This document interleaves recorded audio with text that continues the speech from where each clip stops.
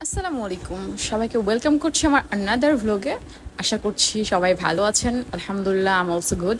So আপনি দেখতে পাচ্ছেন এই মুহূর্তে দাঁড়িয়ে আছি মাওয়া এক্সপ্রেসে। আর হ্যাঁ, আমরা ফ্রেন্ডসরা মিলে আজকে এসেছি মাওয়া ঘাটে মাওয়া ইলিশ খেতে।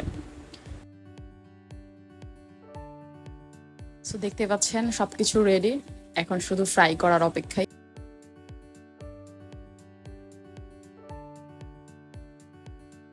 আমরা বড় একটা ইলিশের সাথে বেগুন ভাজাও নিয়েছি।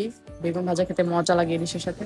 সো আর ক্র্যাব আমার বরাবরই পছন্দ, দ্যাটস ওয়াই ক্র্যাবও 3টা অর্ডার করে ফেললাম।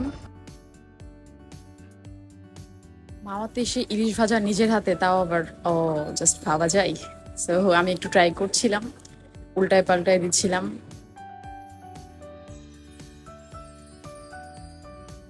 অনেক সুন্দর একটা ফ্লেভার বের হচ্ছিল, আর আমার তো জিভে পানি চলে আসছে।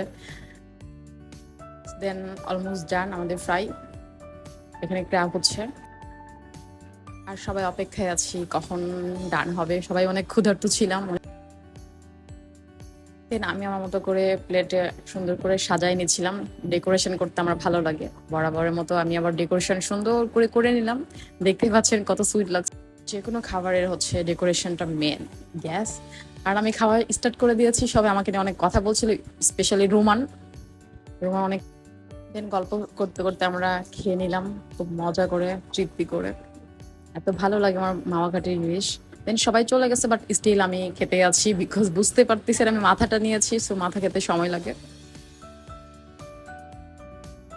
আর খাওয়া শেষ করে আমরা চলে আসলাম নদীর পাড়ে। এখানে বসে সবাই গান গাচ্ছিল, মামুন ভাইয়া, দেন রোমান, আর অনেকে। সবাই ভালো থাকবেন, আল্লাহ হাফেজ।